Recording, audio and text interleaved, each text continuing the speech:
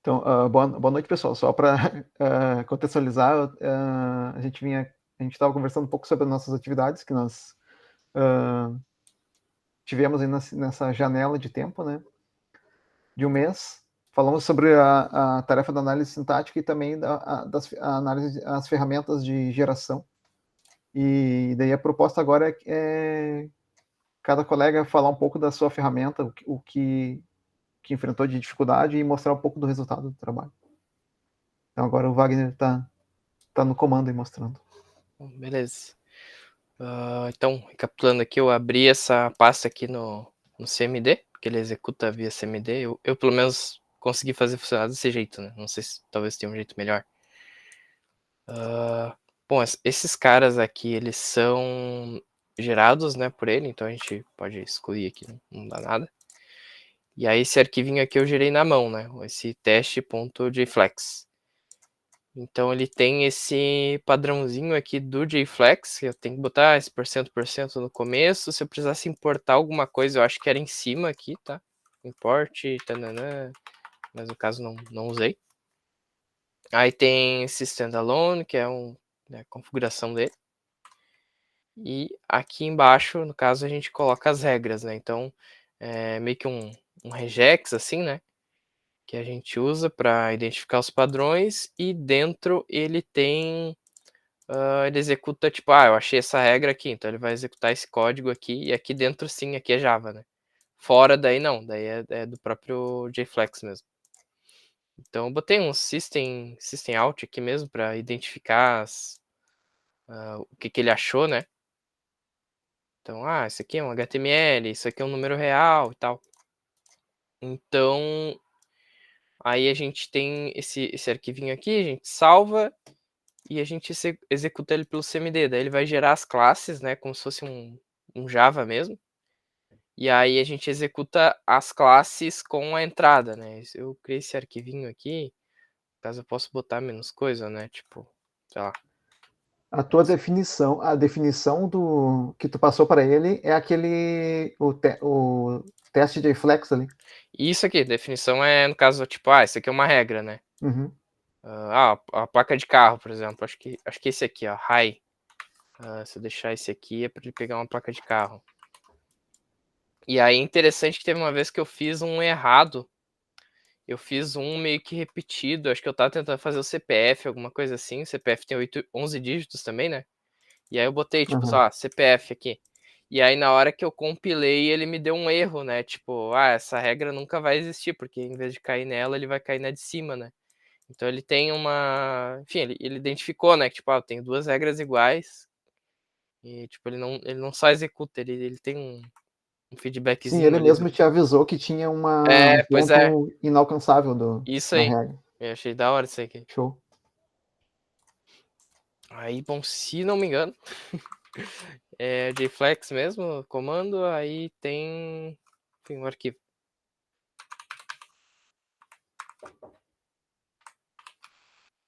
É isso aí mesmo. No caso aqui, ele já ia me dar o erro, sabe? Se eu tivesse feito alguma coisa errada, ele já ia brigar comigo aqui. Aí a gente tem que usar o Javac, que é tipo um runnerzinho, um executador do Java. E aí a gente executa esse ilex.java, que ele cria as classes, né? Beleza, ele criou ali, ó, ilex.class. Daí a gente bota, se não me engano, Java, ilex, no caso o nome do arquivo, né? E a entrada, no caso entrada.txt. Daí ele vai dar o que ele encontrou aqui, né? De match, vai executar o que eu botei aqui dentro. Aí beleza, placa de carro, né? Porque a minha entrada aqui é esse padrão. Eu tenho 3 letras, um tracinho e 4 números, que seria isso aqui, né? Por conta do regex. Então, eu coloquei assim, tá? Mas eu poderia ter feito diferente, poderia ter feito tipo assim, né? Indicando que é 3 vezes. Mas como eram só 3 repetições, eu acabei colocando eles 3 vezes mesmo. E aí o tracinho, o próprio traço ali, ele já tem, né? Especificando que é um só. E aí o número eu botei, né? O /D aqui seria um numeral. E aí eu coloquei 4, né? Que seria os 4 ali. E a lógica segue meio que assim, sabe? Para HTML eu acho que foi o mais dificilzinho, porque eu posso estar abrindo uma tag, né, e eu vou ter algo aqui, eu posso estar fechando, ou eu posso ter aquelas tags que elas são tipo assim, né, eu abro em uma e eu fecho na outra, né. Então eu tive que colocar esses ORs aqui, né, que aí são 3 casos possíveis. Que aí que a tag seria a tag assim, a tag assim e a tag assim, né, que é aquela que já ela mesma já se fecha. Mas aí deu bom. Uhum. Aí basicamente foi isso, assim, o do CPF, eu fiquei meio na dúvida na real, porque, assim, eles são números, mas ele tem um cálculo matemático, né, para validar ele. E aí eu não sei se eu conseguiria fazer esse cálculo aqui, como é que eu pegaria esse valor para calcular aqui dentro do Java, sabe. Então eu acabei deixando assim, mas talvez tenha um jeito de validar realmente como tem a regra que já é definida, né, do CPF lá dos numerais, você faz multiplicação, aí tem que dar tal número, tem toda uma ciência aqui que eu desconheço. Sim, tu diz o cálculo para verificar se é um CPF válido mesmo. É, sabe, Uhum. mas aí eu não sei se é mais uma coisa meio de semântica, né, daquele cálculo lógico mesmo, né, Uhum. não seria bem Sim. Não precisa, para esse exercício não precisaria mesmo. aham. Basicamente foi isso que eu fiz, né. Ficou bem simples, eu não sei se tinha um jeito mais elegante de fazer do que abrir um CMD e rodar os comandinhos aqui, mas funcionou. Não, show, mas deu muito certo. Aí beleza, foi isso aqui eu acho, Boa. do JFlex. Parar de compartilhar. Legal. Parabéns, Wagner. Valeu.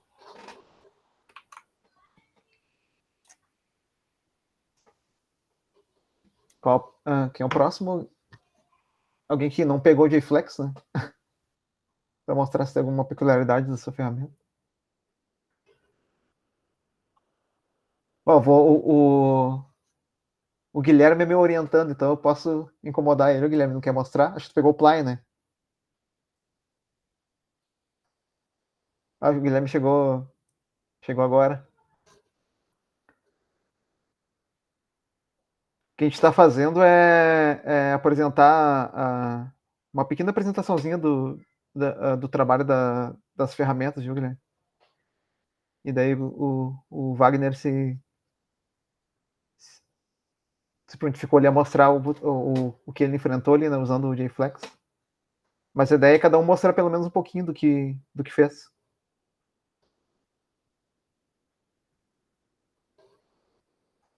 O Antônio falou que não vai conseguir, né?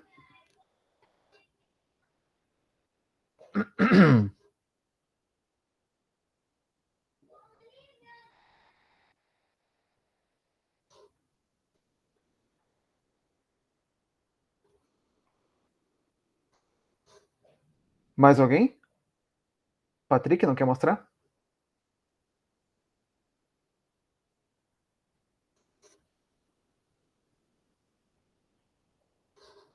Tá me ouvindo? Sim, senhor, ouvimos. Eu não consigo compartilhar nesse computador aqui, que ele é um computador de 2009, mas não sei se puder apresentar na próxima aula, ou eu posso ir comentando no chat aqui e dizendo o que eu achei e tal. Mas se quiser na próxima aula, eu posso apresentar. Pode ser na próxima. Então, eu não sei se tiver algum comentário assim também. Qual que tu escolheu mesmo? Era o PLY, até te mandamos um e-mail. Ah, sim, tu me Na mandou, né, que verdade, vocês queriam trocar. a gente pegou o CSLex, mas assim, cara, não sabia nem por onde começar a instalar aquilo, cara. Eu não entendi se roda no Visual Studio, se roda. Porque até tem um comentário ali, porque ele foi criado logo depois que lançou o C Sharp, em 99. E nunca Acho que mais vai gravou no atualizar. PC. Te falar que essa aqui também eu só consegui usar porque tinha um tutorialzinho ali de um camarada de sei lá quantos anos atrás. E ele fazia a mão, sabe? Porque eu me perdi Sim, também nessas. Porque não é muito intuitivo, né? Ele gera um arquivo, aquele ali pelo menos, né, que eu usei. Tipo, ele gera um arquivo, daí tu pega aquele arquivo, executa com um outro arquivo que é a tua entrada, daí fica meio, sei lá, eu me perdi, assim. pois Sim. eu não consegui nem rodar, assim, tipo, o comando não rolou. Porque eu não entendi como rolar. Inclusive, tentei até compilar o projeto, baixei o projeto, compilei no Visual Studio, mas dá uns erros muito estranhos. E não tem material na internet, né? É bem difícil achar coisa, tipo, Stack Overflow, não existia, né, no caso. Uhum. E aí tu bota do PLY ali e tinha muita coisa. Entende? Acho que bem mais popular, né? Sim. O Perlipse é bem mais popular. Eu acho que teve mais gente. Se eu não me engano, o Guilherme pegou também esse. Não lembro agora.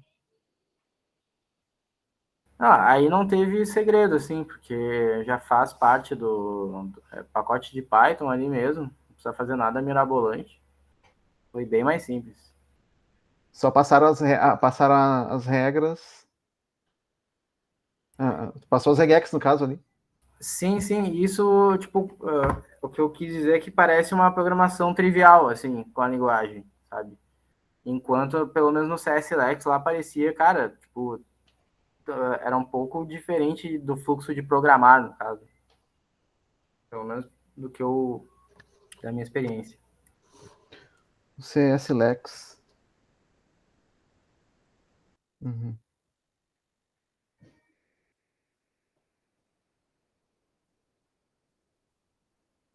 Eu vou tentar. Vou tentar rodar alguma coisa nesse CS Lex se eu não peguei. Pra ver se. Ninguém mais vai apresentar, senhor? Quer mostrar, Patrick? Acho que eu tenho um aqui diferente. O pessoal tá falando que o deles foi bem mais chato de encontrar coisa, né? Uhum. Eu dei uma sugestão desse meu aqui, que é o Antrio. O Antrio, Esse eu vi. ele, ele é bem, tem bastante documentação, ele funciona para todas as linguagens que tem suporte ali, né? TypeScript, JavaScript, Python, C, C Sharp, é um monte de coisa. E ele tem bastante documentação, então não tive maiores dificuldades, assim. Na verdade, teve o entendimento inicial ali, né, de como é que funcionava. Eu tinha usado ele para Java. Aí eu queria usar agora para JavaScript. Aí eu tive que instalar ele na máquina, né, o Java, eu tenho que rodar ele com Java também. Porém, tu instala um pacote dele no projeto, né? Eu só tô procurando o comando aqui, e aí eu vou compartilhar a tela e mostrar. Uhum. É interessante vocês compartilhar essas dificuldades que vocês tiveram, porque a gente vai caminhar agora. Eu ainda não coloquei a definição. Vocês têm o costume de acessar o aula? Que eu estava conversando com a Adelina, eu tinha colocado o link da aula de hoje, né, no aula lá. Eu sou mais e-mail, senhor. Que é por ali que eu entro pra aula, né? E ali já tá tudo ali. Tava o invite já. Uhum. Então, eu entrei no link e fiquei sozinho lá. Não sei se era o mesmo link, até nem olhei. Mas aí depois a Adelina atualizou o convite e aí eu entrei e funcionou. Então não devia ser de repente o link que tu entrou é o que eu tinha primeiro que eu criei, talvez. Porque esse aqui acho que era o último, já era o mesmo da aula passada. Pelo menos eu mesmo peguei lá do aula também para não ter erro. Não, então foi isso É, mesmo. aqui pra mim entrou direto ali o convite, só cliquei na. Só demorei pra entrar mesmo, mas eu cliquei direto ali no convite. Uhum. Nas próximas, então, eu já faço o invite pelo Google mesmo, porque se você não tem o costume de acessar pelo aula, né? É que lá também a gente tá colocando os materiais também das aulas agora, né? Até vou completar também com as aulas anteriores ali, e aquelas que a gente teve quando eu ainda não tinha os acessos da Ubra. Então, beleza, eu vou compartilhar aqui a tela. Calma aí. Deixa eu só. Tela inteira, tela 2.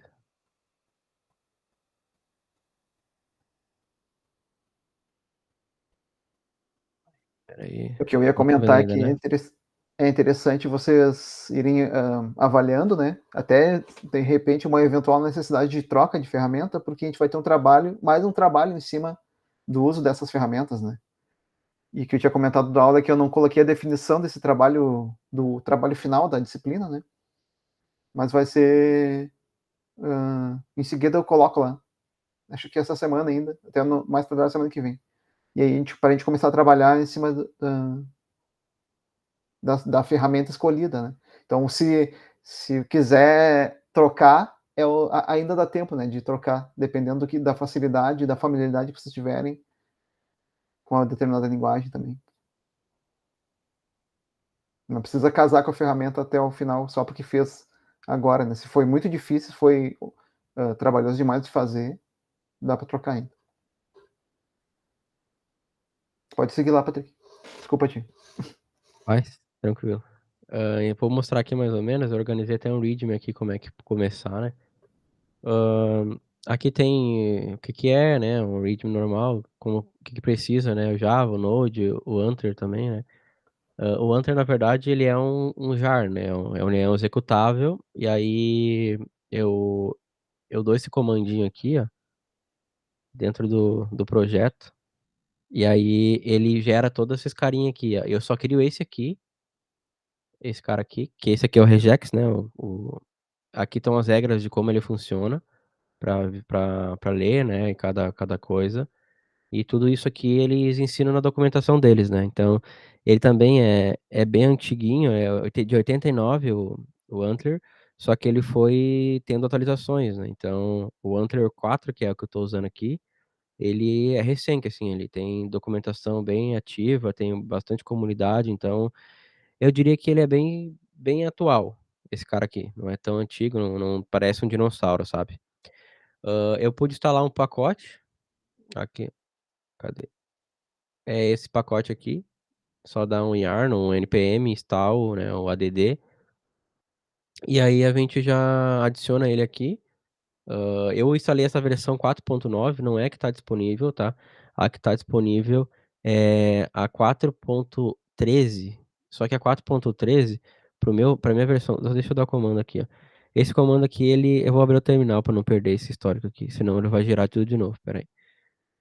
Java version. A minha versão do Java ela é a 8, então não estava funcionando perfeitamente com eles lá, que eles usam uma mais recente do Java, acho que é o Java 11, não sei dizer o certo.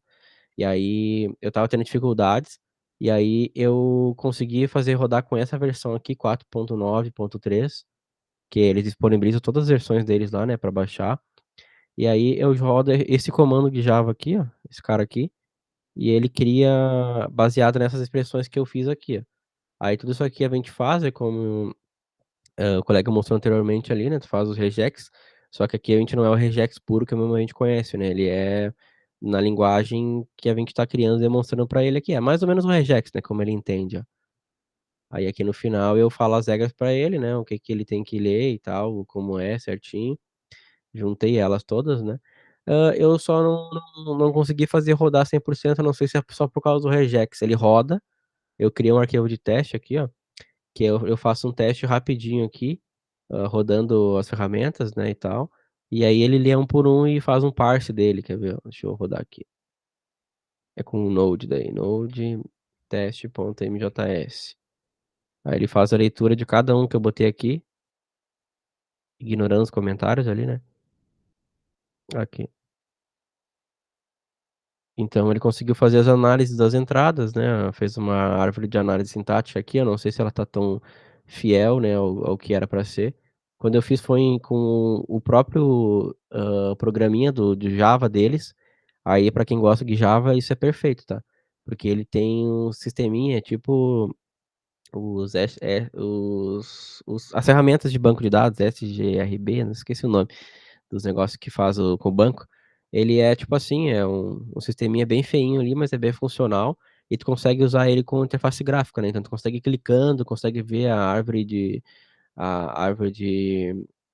análise sintática, né? A árvore sintática, expressões ali, as de token também, tudo bonitinho e tal.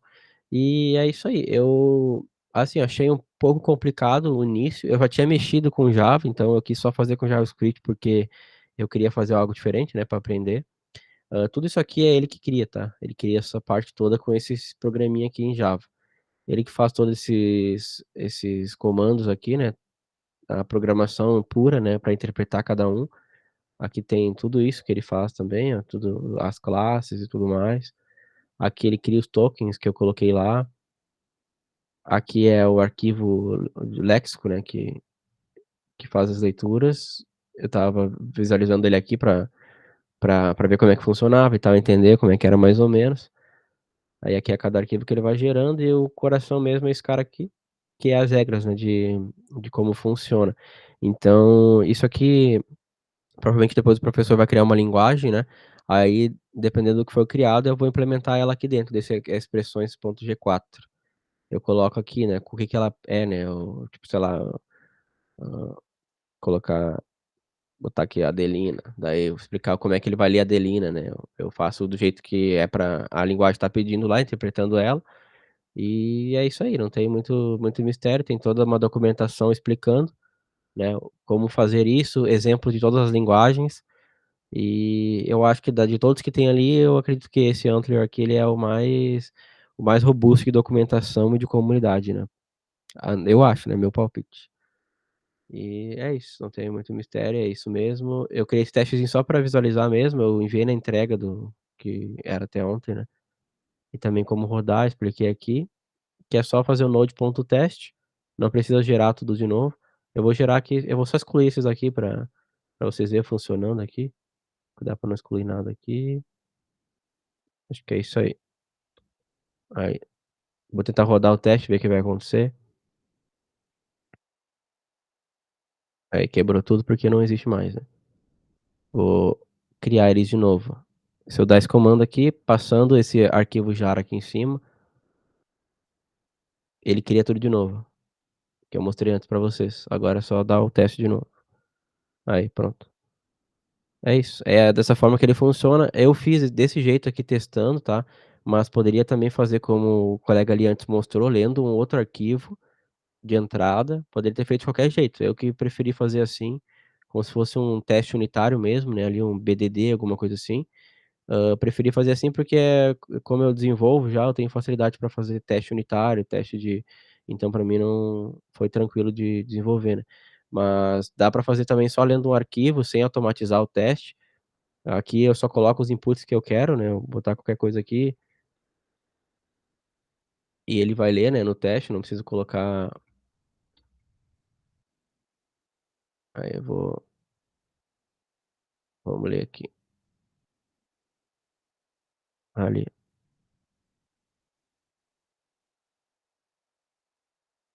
E é isso aí. Show, é legal. Ele separa, então, ele mostra eu não lembro se no JFlex ali ele organizou o parser e o lexer igual o anti-LR fez. Eu acho que não, né? Eu acho que não. Não cheguei a observar bem, mas eu acho que não. É legal que isso te dá uma cara mais de. Ele deixa as coisas mais organizadas ali para fim de entendimento, né? É. É porque eu acho que ele é bem pensado para quem realmente vai fazer a cadeira de compilador, né? Antes tinha outra utilidade, né? Mas atualmente é mais para isso. Todo mundo que eu li sobre artigo, né, falando sobre ele, o pessoal informa, né, que para usar para trabalho de compiladores é muito bom, assim, o pessoal usa bastante e dá para criar linguagens bem fácil aqui, ó, com expressões bem simples, né? Eu posso botar em português do jeito que eu quiser. Eu só tenho que usar elas de novo ali embaixo, né, declarar elas. Então, o que que é cada uma e tal, né? Aqui embaixo, por exemplo. Sim. E eu posso fazer do jeito que eu quiser aqui e vai funcionar e não é muito difícil de interpretar o que que é, né? Então, eu Vê não que testei praticamente essa definição que tu coloca aí, ela lembra um pouco até a notação BNF, né? É isso Onde aí. tu coloca ali os teus tipos e depois tu expande eles lá embaixo para a própria ferramenta entender, né, o que é cada coisa. Isso eu achei bem interessante porque bate com aquele arquivo, né, que o senhor liberou pra gente, né, ali, aquele que o senhor tinha feito. Até eu tô com ele aqui, ó. Vou expor minhas abas aqui. Aqui, ó. Ah, sim. Então, ele lê, né? Dá para entender bem fácil como é mais ou menos o funcionamento a partir dele aqui, né? Tu consegue ver aqui, é bem parecido com, né, com Uhum. BNF. Então, até o final aqui, ó, tem como fazer mais coisa, tá? Dá para deixar bem mais complexo isso aqui. Só que eu quis fazer simples para mim entender também, né, o que eu tava fazendo. Então, com Java tu tem que fazer bem parecido assim também. A diferença é que ele tem um sisteminha daí, sabe? Que ele roda um sisteminha em. Esqueci o nome que eu falei ali antes, mas é um sisteminha com que tu visualiza, né? Não é por terminal e tal.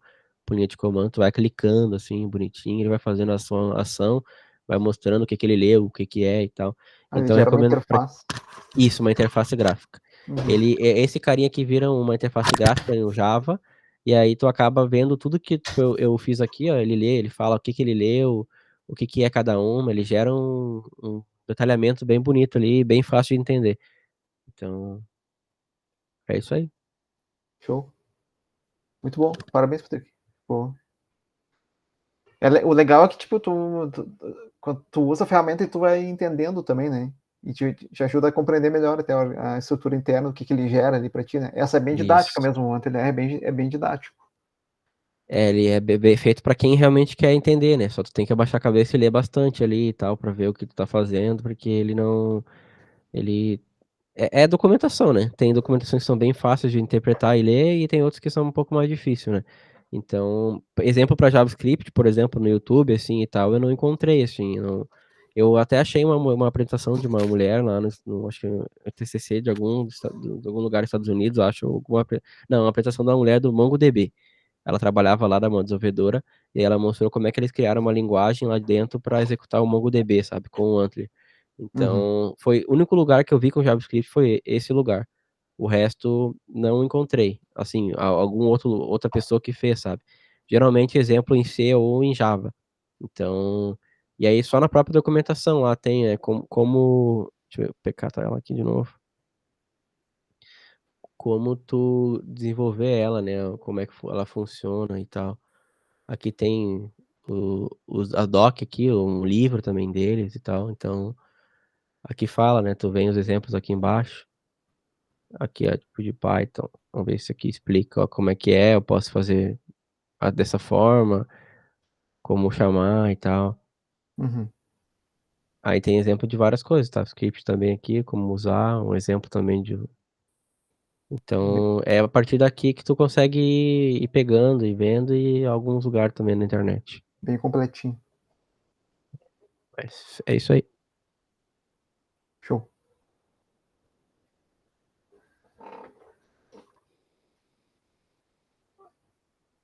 A Kathleen, acho que tu fez junto com o Antônio, né? Não, eu fiz com a Andressa. Ah, tu fez com a Andressa, isso. Tá. Não sei se vocês querem mostrar mais alguém. Alguém que pegou uma ferramenta diferente.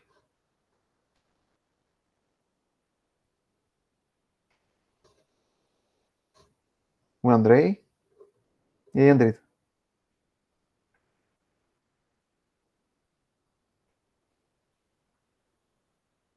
Ah, beleza. E tu, Guilherme, quer mostrar a tua, né? Tu tava fora, tu tava desalojado também, cara? Não tava sabendo de ti. Putz,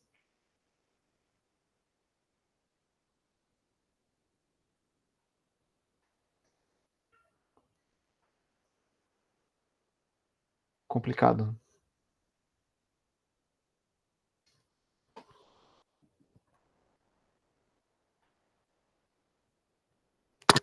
Ninguém mais? Eu acho que é importante a gente compartilhar, né? Porque até eu comentei mesmo antes ali, a gente vai ainda encarar mais um trabalho usando ferramenta de geração, então até falar das dificuldades que a gente teve ou até das facilidades, né? Pode ser uma ajuda para talvez até fazer uma outra opção de ferramenta. É legal a gente ter essa pluralidade também de ferramentas utilizadas, né? porque a gente vê as diferentes formas que foram implementadas também, né, para diferentes linguagens.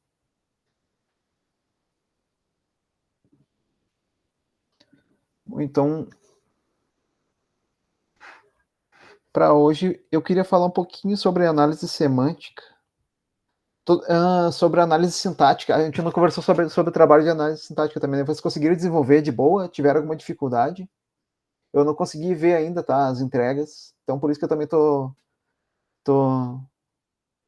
falando a respeito. Foi de boa? Teve algum problema para implementar lá o analisador sintático?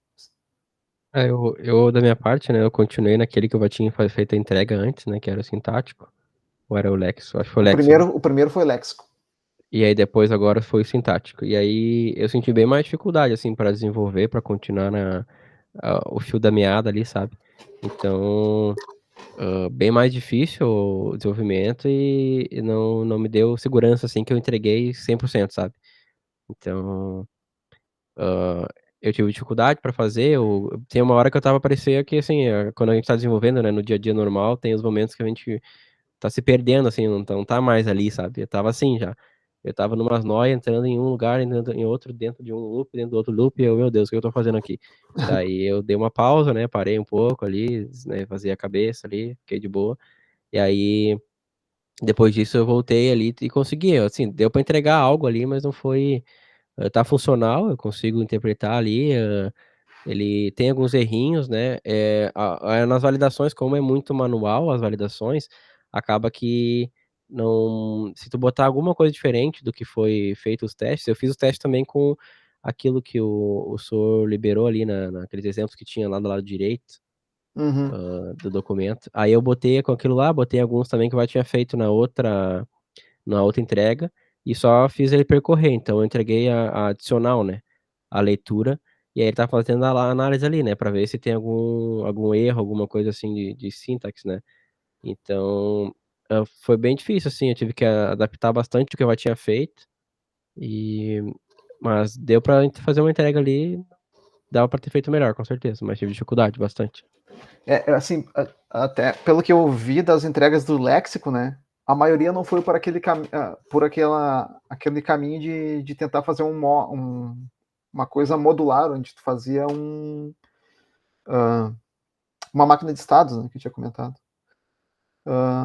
E acho que se tivesse sido implementado assim a primeira parte lá do léxico, seria mais fácil de fazer ela como se fosse um módulo do sintático, porque aí para cada diagrama, para cada lexema ali, né? Ele, depois de validar a posição dentro da árvore sintática, ele simplesmente chama o léxico para buscar os conteúdos dos tokens, né? Agora, se tu Eu fez. fiz ele separado, não foi realmente com uma máquina de estado, mas eu separei eles ali em funções, né? E aí eu consegui separar, só tive que adaptar um pouco a análise ali, como estava a minha função. O problema mesmo foi fazer ele entender as regras ali, né? Que daí eu mexia num ponto e quebrava em outro, sabe? Uhum. Ele tá fazendo a validação de um jeito certo agora, daí eu adicionava mais uma outra no arquivo, né? Mais uma outra, uma variável, algum identificador ou algum número, e aí ele se perdia. Daí eu tinha que, não, vou adaptar para isso agora de novo, voltava, e aí quebrava para outro ponto. Então, no final, eu fiz para aceitar vários parâmetros, né, várias entradas de dados de um arquivo, igual foi a primeira entrega, né, que eu tinha feito. E Uhum. ele conseguiu ler e falar qual que era Alex, o que que tinha erro, onde é que tava. Ó, por exemplo, se tu botasse ali, igual a Adelina acrescentou, né, na regra, que se colocasse dois operadores sem nada, né, entre eles, assim, 5 mais 2, aí tá errado, porque ele espera que não pode ter, depois de um operador tem que ter um número, né, Sim. ou um identificador. Então eu fiz essa validação, sabe, consegui fazer. Porém, em alguns momentos, enquanto eu fazia, ele parou de reconhecer o identificador, assim, ele não conseguia mais encontrar ele ali para considerar ele tipo, um número ou lembrar que poderia ser uma variável, né? Então, tipo, que poderia ter outro número, outra soma, ou outra alguma coisa assim, sabe? Então Uhum. ele estava interpretando como sendo um operador mais um identificador, então tá errado, tá? Aí foi assim, eu fui ajeitando na tentativa e acerto até acertar. Mas foi isso que eu senti dificuldade, né, na verdade. Sim. O negócio é mais assim, pensar no léxico, né, como uma máquina de estados, né, como um autômato, pensando em estrutura, em uma estrutura gráfica, né, o analisador léxico como um autômato, onde tu vai percorrendo, né, cada caractere ali até tu chegar e conseguir identificar se é um erro léxico ou se é um token válido, né, e aí tu classifica ele e coloca o tipo e o conteúdo dele. E o sintático como uma árvore sintática mesmo, onde tu consegue, de forma posicional, né, saber que, se a tua esquerda tem um número, então a esquerda tem um operador, né, tu pode, dígito mais operador ou dígito mais número.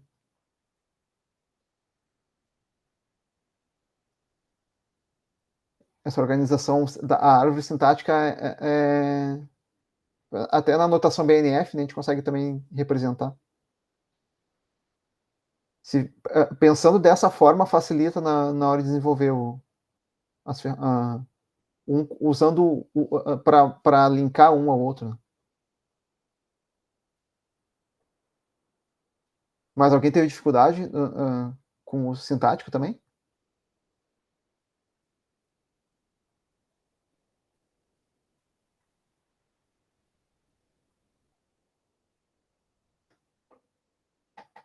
Não? Acho que foi de boa até. É que a gente meio que já tinha o outro pronto, né? Daí conseguia aproveitar bastante coisa, até que. Penso que ajudou, assim, né? Uhum. Sim, a ideia é assim, o ideal, a ideia seria que não precisasse nem mexer na entrega anterior. Conseguisse usar ela, né, como de forma modular mesmo no sintático. E aí chama ele e vai para a próxima posição.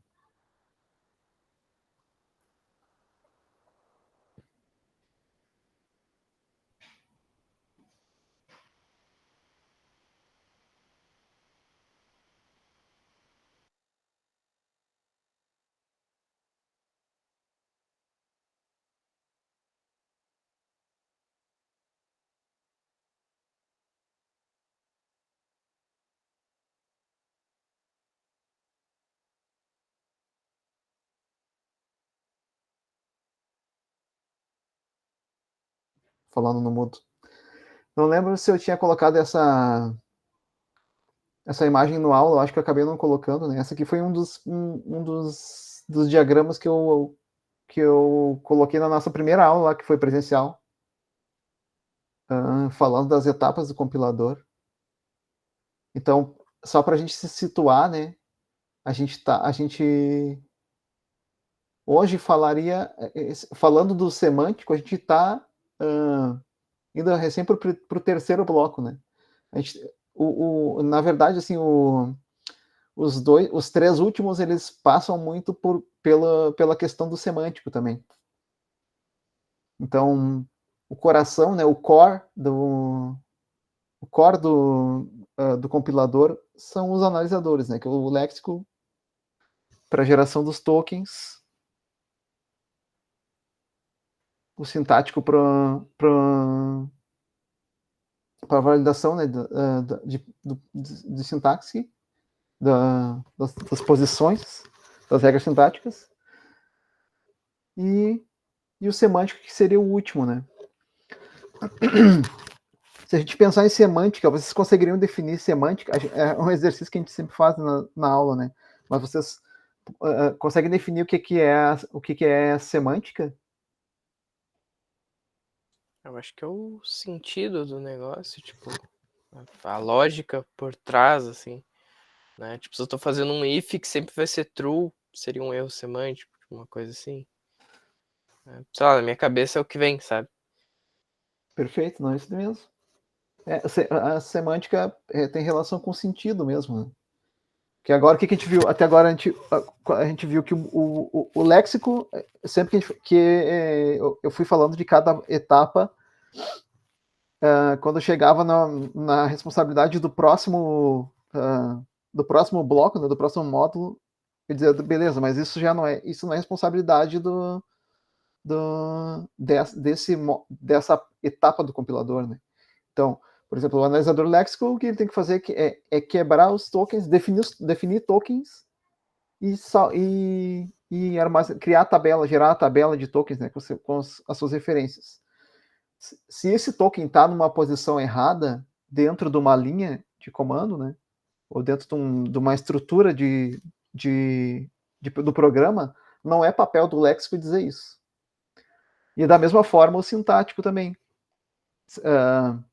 Avaliar, por exemplo, o que ele precisa saber até no nosso exercício aí, né? Deixa eu ver se eu tenho uma... Eu coloquei lá no aula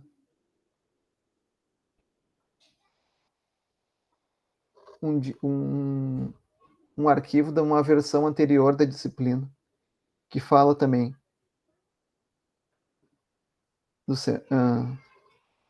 da análise semântica.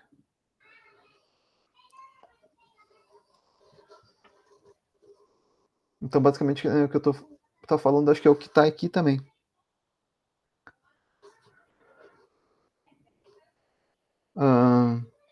Se a gente for pensar, a gente sempre faz o paralelo com a língua portuguesa também, né, onde a gente falou das letras, das frases, das palavras. Qualquer ordem de letra não gera uma palavra, né? E da mesma forma, qualquer ordem de palavras pode não gerar uma frase com sentido. Eu até tinha pegado um exemplo, eu peguei um exemplo aqui, se eu disser, por exemplo, eu anotei aqui, né? Eu comi uma goiaba vermelha. A gente tem um sujeito, tem um verbo, né? No passado, no pretérito, goiaba, que é o substantivo, e vermelha, que é um adjetivo, né? A estrutura seria sujeito, verbo, substantivo, adjetivo. Agora eu posso montar, da mesma forma, ter uma organização sintática usando sujeito, verbo, substantivo, adjetivo, que não faz sentido nenhum. Por exemplo, eu corri, eu até usei um exemplo de uma fruta também. Eu corri morango cinza. Eu estou usando a mesma estrutura sintática, né? Sujeito, verbo, substantivo, adjetivo. Mas nesse caso não faz sentido nenhum a palavra. Então eu estou lexicamente correto, eu estou sintaticamente correto, mas semanticamente é um absurdo, né? Não faz sentido nenhum. E o código pode ser a mesma coisa, né? Eu posso... o meu código pode estar gerando os tokens corretos, eu posso estar obedecendo uma sintaxe correta, a correta sintaxe, mas a semântica não é aquilo que eu faço. E o erro semântico é o mais difícil de pegar, né? Porque a semântica também, a tua semântica faz parte até mesmo do teu desenvolvimento, né? Em partes. Então, basicamente, um bug é um erro semântico, né? Um bug de software. Raramente tu vai... só um segundinho.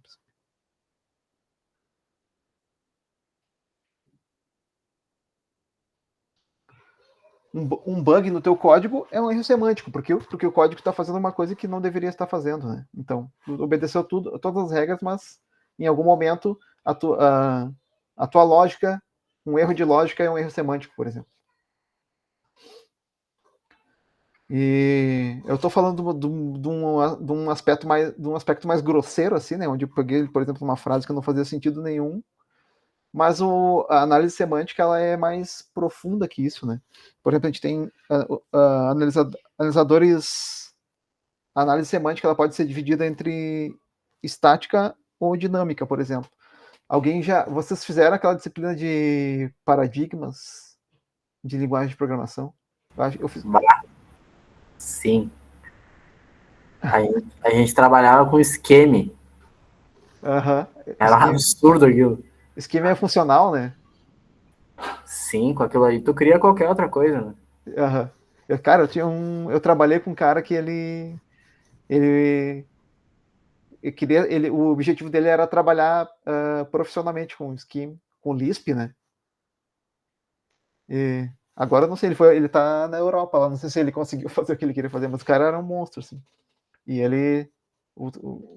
até acho que o trabalho de conclusão dele foi em cima de Lisp também. A Lisp é um exemplo, essa que tu falou, por exemplo, é um exemplo de de análise semântica dinâmica, né? Não é estática. Que ela vai, dependendo do contexto da linguagem, por exemplo, pode definir um tipo diferente para uma variável, né? Basicamente linguagens fortemente tipadas ali, elas possuem análise sintática, né? E as não possuem uma análise semântica dinâmica. Então a análise semântica, o que ela faz? Ela faz coisas que a análise léxica e a sintática não são capazes de fazer, né? Por exemplo, analisar o contexto, né? Um contexto maior. A gente vai subindo degraus dentro do trabalho do compilador, né? Então, analisar simplesmente definir um token é um trabalho pequeno. Depois, com a análise sintática, vocês mesmos viram que a gente precisa da análise léxica para isso, né? Então, depois que eu defino meus tokens, através da minha validação de sintaxe, eu consigo saber se um token está na posição certa ou não. Agora, por exemplo, eu posso ter uma linha válida, que é, sei lá, I recebe A mais B. Mas eu simplesmente não declarei a variável B, né? Quem vai dizer que a variável B não foi declarada não é nem o léxico nem a sintática, é a análise semântica.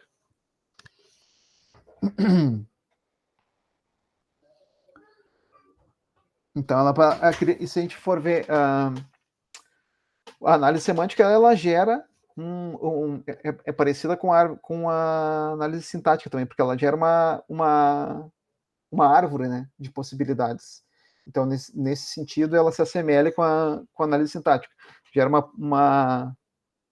uma árvore válida de caminhos que o teu interpretador que a tua linguagem pode percorrer, né? E aí, se alguma coisa sair desse escopo, seria um erro semântico.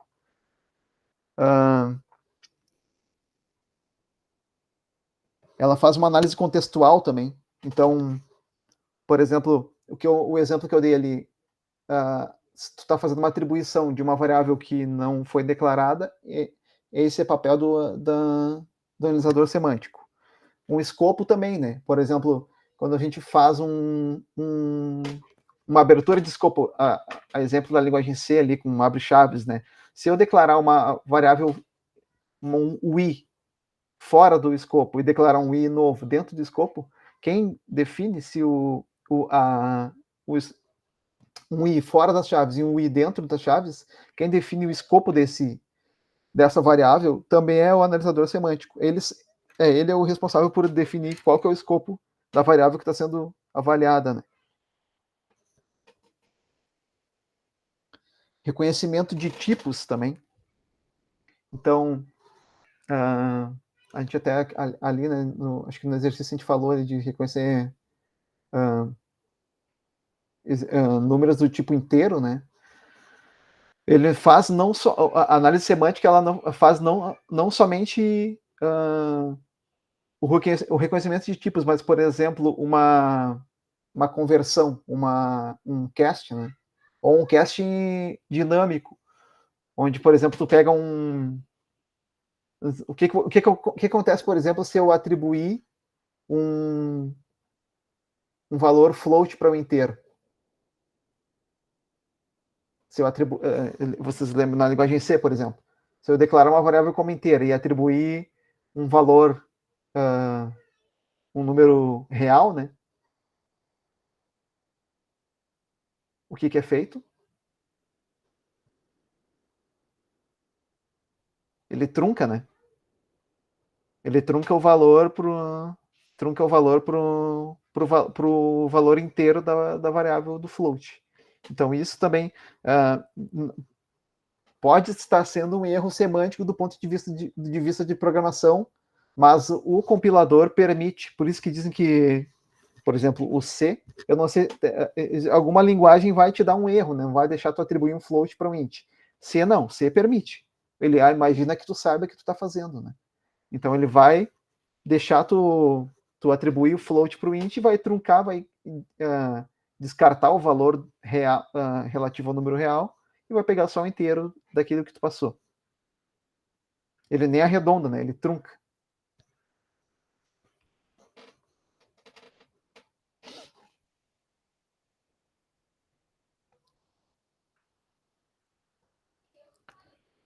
Até um exemplo mais complexo também, se tu pegar um double e passar para o float também, né? Aqui eu dei o exemplo do float para o int, ele trunca. Agora um double para o float, onde são, entre aspas, né, 2 números reais. Só que um tem capacidade de armazenamento maior que o outro, né? Então, o que ele faz? Daí, pensando em termos de arquitetura, né, quando tu declara um double e não um double e um float, lá no registrador da tua máquina, ele vai salvar os valores referentes ao número real e ao número inteiro em registradores que comportam um determinado tamanho de número, né? Então, se tu tem um double, ele tem uma capacidade maior de representação. Se tu atribui para um float, basicamente o compilador vai dizer que tu tem que pegar, sei lá, o número mais, os valores mais representativos. Então, se tu tem um valor com um número muito grande, ele vai pegar os valores mais me fugiu o termo agora.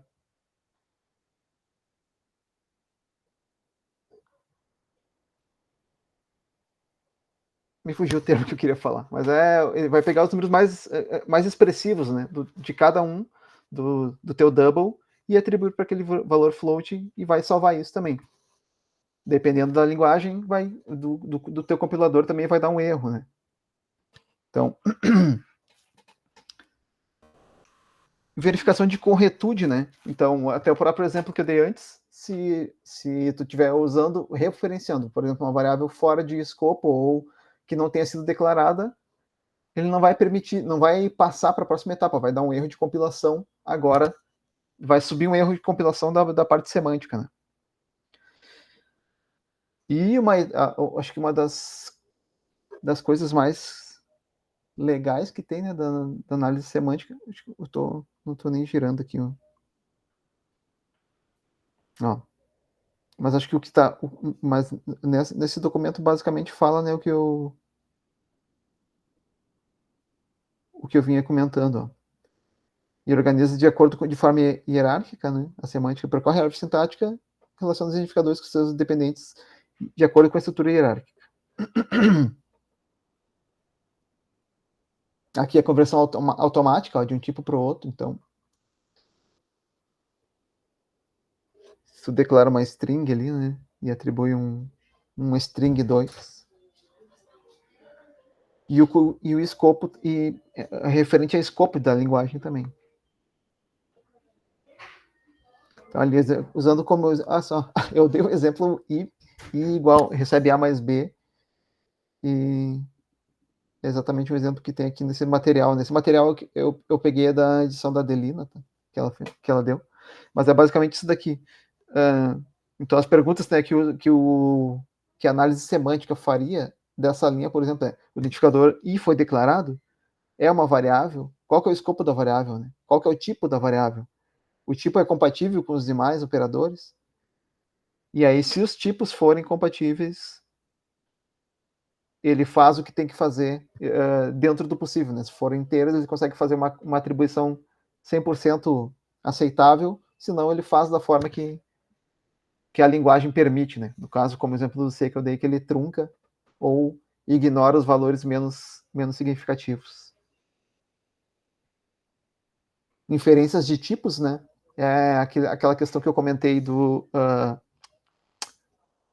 das linguagens fortemente tipadas versus o scheme ali que o próprio Antônio comentou, né? Que é uma loucura desenvolver.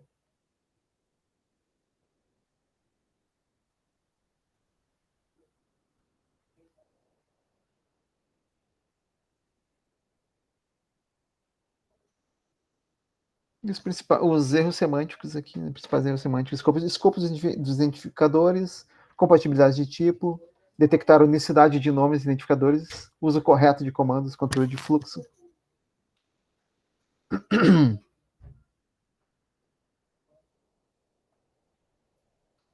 Validação de escopo também, não somente nesse sentido, né, mas de variáveis e funções que estejam declaradas em locais que possam ser acessados, né? Então, se tu declara uma função, mas tu também não importa aquele arquivo que tu declarou, também vai ficar inacessível, é um erro semântico também, né?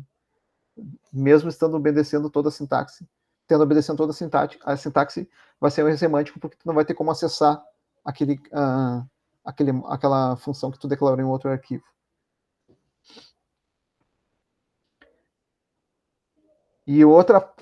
Como eu ia comentar antes, né, o papel, um último papel, e talvez o mais interessante, até voltando para aquela nossa figura,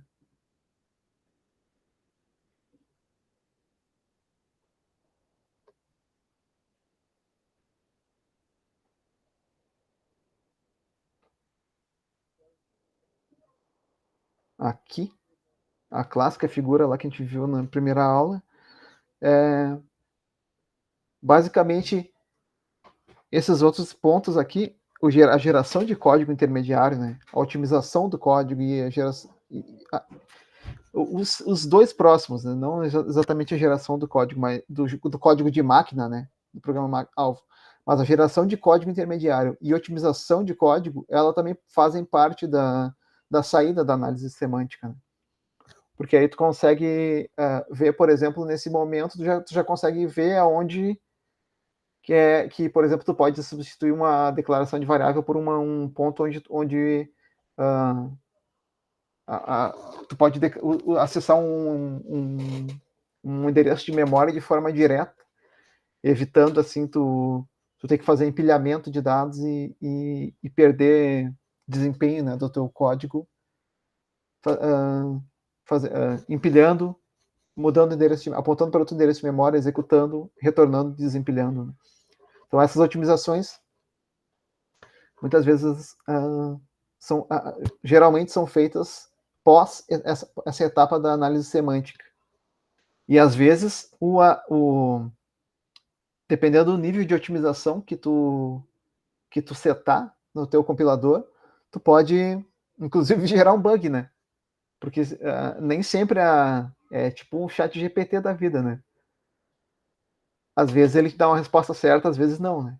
E o compilador também não dá para te confiar 100%. Às vezes, dependendo do nível de otimização que tu passar para um compilador, para um programa em C, por exemplo, tu pode, dependendo de como o teu código tá feito, ele pode tentar fazer uma otimização demasiada e gerar um bug no teu código. Esses tempos ainda, esses dias atrás eu estava conversando com um colega de trabalho e ele falou de um exemplo assim, que o cara ficou um dia olhando para o código dele e não conseguia entender como que estava acontecendo o bug. Ele botava no debug e na hora de debugar a execução do programa dele, o debugger ele dava um salto para um ponto que não fazia sentido nenhum no código, né? E aí ele ficou o dia inteiro e não se deu conta que ele tinha uma flag de compilação setada para, acho que era -O2, acho que era em C, nem lembro mais qual que era a linguagem que ele estava usando. E daí esse meu amigo foi lá e passou o olho no código do cara, e daí ele olhou e viu que ele estava setando um nível de otimização bem forte assim pro código. Daí ele falou, tira essa flag aqui, vamos ver de novo. Daí ele tirou a flag, recompilou, e aí o bug sumiu. Então era esse o otimizador de código estava otimizando demais, né? Não sei se vocês já passaram por isso.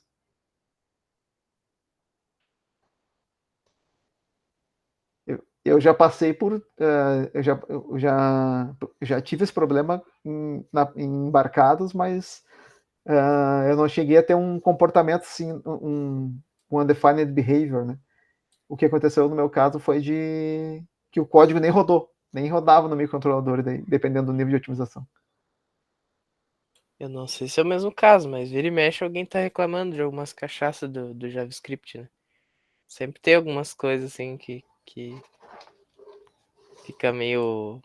não sei se é exatamente essa situação, né? Mas tem alguns casos, assim, que ele se perde. Eu não me lembro de uma situação específica, mas que é meio difícil de lidar, assim, às vezes, sabe? Tipo, eu botei 5 mais 2, daí ele me deu 52. Daí eu botei menos, ele me deu 3, sabe? Umas paradas assim. Não é a mesma coisa, mas, sabe, umas coisas que, tipo, olhando tá certo, mas quando ele vai rodar o negócio, ele sai umas loucuragens. Sim, não é exatamente o mesmo caso, mas o JavaScript tem muito disso, né? De tu, sei lá, de tu somar 11 string com 1 e dá 111. Daí tu diminui 1 e...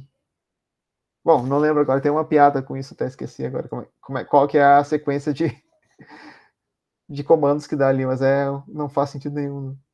Mas não tô falando mal de JavaScript, tá? Não fica bravo comigo, Patrick.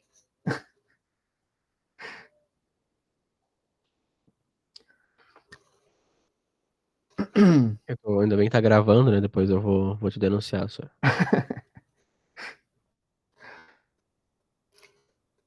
Pessoal, de análise semântica, eu não pretendo fazer nenhum exercício, tá? Porque acho que como o nosso trabalho final vai ser focado em análise sintática e léxica, né? Então, acho que de análise semântica não faz sentido a gente fazer nenhum exercício. Eu falei mais assim para a gente ter pelo menos um pouco da noção, né, do qual que é o papel dele e até onde ele vai, né? Essa parte especialmente, né, de definição de escopo, de declaração prévia, de geração de código, de otimização de código, né? É como uma saída do semântico. E a parte de inferência de tipos também para linguagens que vão nessa via, né? Mas eu acho que acho que vale a pena a gente focar mesmo no léxico e no sintático para a gente conseguir fazer o trabalho final. Eu vou pedir para vocês acessarem uma aula, tá? Porque eu vou colocar a definição do trabalho lá. Hoje é quarta, né? Até sexta-feira eu vou colocar na aula de hoje, né, de 5 de junho, a definição do trabalho final de compiladores. E aí a gente vai ter que, para a tristeza do Patrick também, a gente vai ter que ter uma prova escrita. Né? Eu acho que não vai ser presencial, por conta de tudo que aconteceu aí. Mas a gente vai ter uma aula. A gente vai ter que ter uma prova. Então, a nota de AS, ela vai ser o somatório, basicamente, desse trabalho final, mais a prova, e eventualmente mais algum trabalho que a gente faça nas próximas aulas, e se a gente for discutir, trazer sempre mais algum aspecto a respeito dos compiladores, né?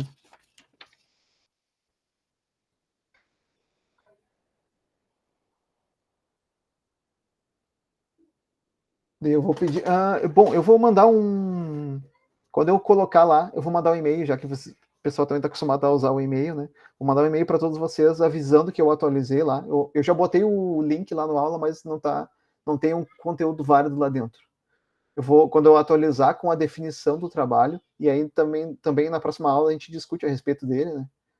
Para tirar eventuais dúvidas do que possam surgir a respeito da definição. Mas basicamente a gente tem ainda mais de um mês, né? Então acho que são mais de um mês de aula. Deixa eu ver até quando vai a nossa disciplina oficialmente. Qual que é o dia? 13 de julho? Então a gente tem praticamente um mês de aula. Então eu vou organizar em pequenas entregas antes da prova, fazer em etapas, talvez até 3 etapas ou até 4 talvez. Etapas de entrega, que aí simplifica também, né? A gente vai definir uma gramática e a gente vai fazendo entregas desse nível, assim, para ficar granular e não ficar tão complicado de fazer uma entrega só. Aí eu notifico vocês por e-mail quando eu tiver postado a definição oficial do trabalho. Beleza? Acho que... Fechado, só. beleza. Como é que é? Tudo certo. Beleza. Da minha parte é isso, pessoal. Mais uma vez, assim, no que puder ajudar vocês com relação a, se vocês vocês que foram afetados, né, pelas enchentes aí, tudo isso que aconteceu, podem me procurar, e eu também estou nesse barco. Vou parar a gravação por aqui.